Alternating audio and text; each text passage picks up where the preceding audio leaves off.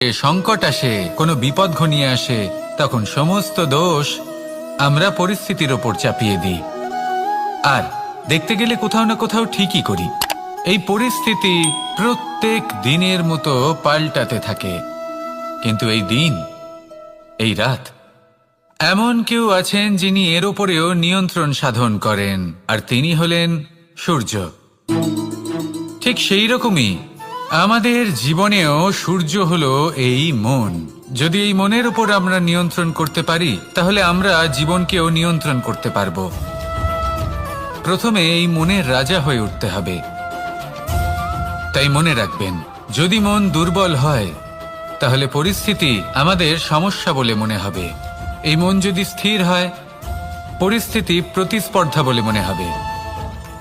আর এই মন যদি শক্তিশালী হয়ে ওঠে, তাহলে যে কোনো পরিস্থিতি